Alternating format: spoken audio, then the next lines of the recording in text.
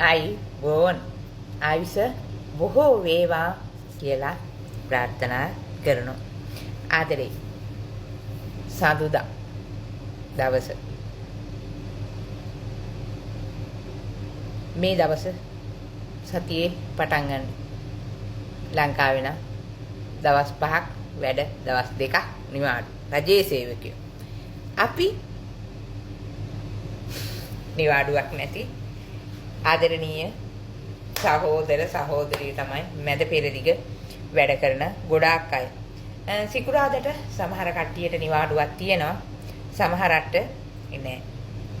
මම මේ නොවැම්බර් 25 වෙනිදාට අල්ලා දෙවි පිහිටයි ආදරේ සුවර්ණ ගැම්මට ඔයාට කියනවා මට මම්ම කියනවා මම උඹට ගොඩක් ආදරේ. උඹ තමයි මගේ ශක්තිය. උඹ තමයි මගේ ධෛර්යය කියනවා. ආදරේ. අවුරුදු 7ක් ඉවර වෙනවා මේ නොවැම්බර් 25ට. ඉතින් මේ ගෙදර වැඩ කරනවා. එක දවසක් අපිට නිවාඩු නෑ. අපිට සැලුන් නෑ. කිසිම දෙයක් නෑ.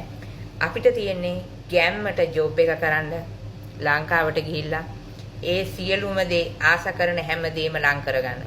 එතෙක් සැලුන් එකේ හැඩ වැඩ වෙන දේත් අපිමයි. ඊට බෙහෙතත් අපිමයි. අඳින ඇඳුමත් පිළිවෙලද අපිළිවෙලද සියලුම දේ අපිමයි. අපි බිත්ති 4ක් ඇතුළට කොටු වෙලා අපි හොයනවා සල්ලි. අපේ අරමුණ ඉලක්කය කරා යන්න ආදරණීය ජීවිතේ ධෛර්යය දාන කට්ටකන ආදරණීය කෙල්ලන්ට ගොඩක් ආදරේ මුළු හදවතින්ම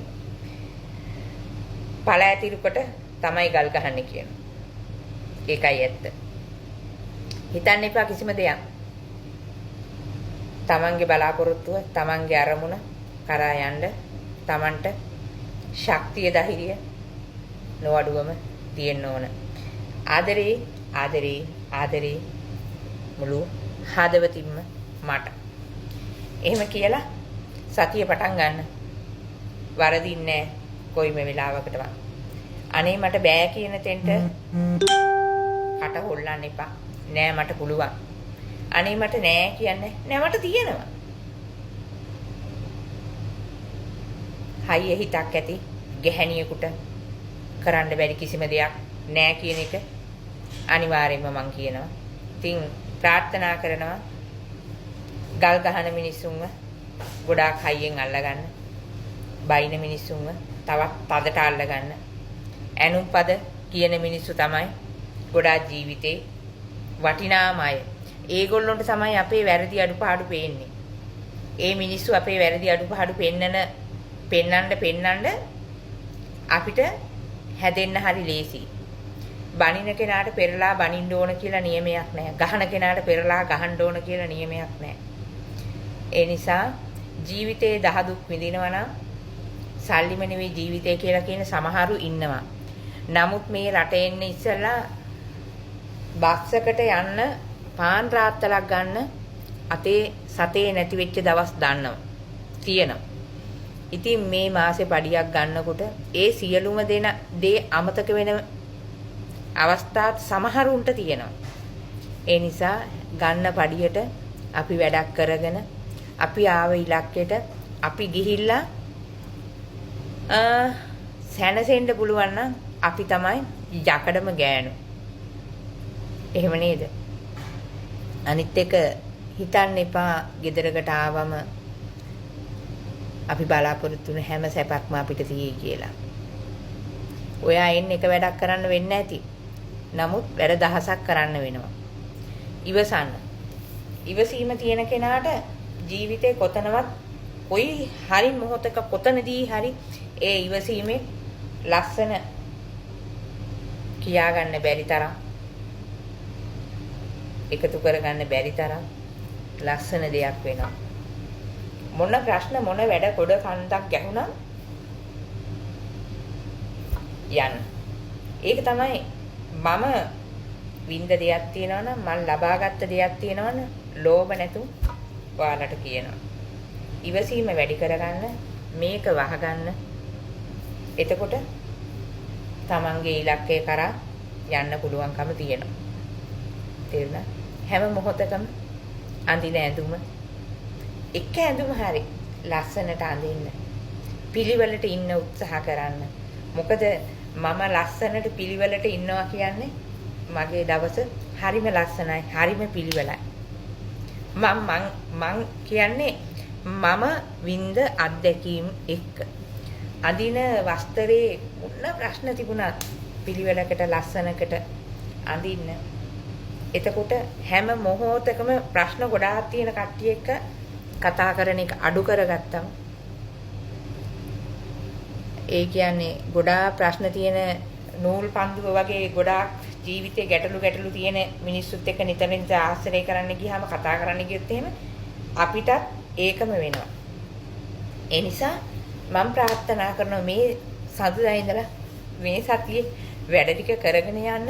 ආදරණීය ඔයාලා සියලු දෙනාටම හිසේ සිට දෙපතුල් දක්වා නිදුක් නිරෝගී සුවය වැඩි වැඩියෙන් ලැබේවා ලැබෙනවා සත්‍යයි. දුදන ගතිය ඇති අසත්පුරුෂය දූරි භූත වේවා කියලා මුළු හදවතින්ම ප්‍රාර්ථනා කරනවා. ඉතින් මම ෂුවර් මම දෙපයින් මම හිටගෙන නම් මේ හිටගෙන ඉන්න හිසේ සිට දෙපතුල් දක්වා හිටන් ඉන්න මට ශක්තිය ධෛර්යය තව වැඩියෙන් ලැබේවා. මම කිසිම දවසක අරක මේක කපනවා කොටනවා මරනවා කියන තැනක නෙවෙයි මම ඉන්නේ. මම මැරෙනවා කවදා හරි. ඉන්න මේ ටික මොහොතේ කාවත් මරලා තලා පෙලා දාන්නේ නැතුව බොහෝම හිමින් ලස්සන ගමනක් යන්න. එතකොට හරි ලේසි ඉන්න. තේරුණාද? ඉතින් ආවේ මොකටද? අමතක කරන්න එපා. ආවේ තමන්ගේ ඉලක්කය සම්පූර්ණ කරගන්න නම් තමන්ගේ ඉලක්කය සම්පූර්ණ කරගන්න. අනුන් සතුටු කරන්න අනුන්ගේ ඉලක්ක සම්පූර්ණ කරන්න ගියොත් එහෙම පැයෙන් පැය තප්පරෙන් තප්පරේ මොහොතින් මොහොත ගෙවෙන්නේ කාලය. යන්නේ වයස. තේරුණාද? ඒ නිසා තමන්ගේ දේ ඉස්සෙල්ලා කරගන්න, අනුන් සතුටු කරන්න ඉස්සෙල්ලා තමන් සතුටු වෙන්න උත්සාහ කරන්න. ආවේ මොකටද කියලා හැම මොහොතෙම උදේට හවසට දෙකටම හිතන්න. තමන් අදහන දෙය තමන්මයි. කිසිම ආගමක කියලා නැහැ ගහපිය මරපිය කොටපිය කියලා කෙනෙක් නැහැ. ඉතින් මං කියන මේ අල්ලා දෙයියන්ගේ රටේ ඉඳලා ඔයාලා සියලු දෙනාට උතුම් තෙරුවන් සරණයි. ජේසු පිහිටයි. අල්ලා දෙවියන්ගේ රටේ ඉඳගෙන අල්ලා දෙවි පිහිටයි කියන මුළු හදවතින්ම. ඉවසීම වැඩි කරගන්න, වැඩ ටික කරගන්න, ඉලක්කය අමතක කරන්න එපා. එදා ෆ්ලයිට් එකට අඩිය තියලා ආවේ මම මේ දේ කරනවා නම් කියලා අන්න ඒ දේටත් වැඩියෙන් යමක් කරගන්න ඕන. අන්න එතකොට තමයි අපි ශක්තිවන්ත වෙන්නේ. මොකද අපිට හැමදාම මේ ගෙවල් වල වළං හොදන්න බෑ, ඉඳුල් සෝදන්න බෑ, වැඩ කරන්න බෑ.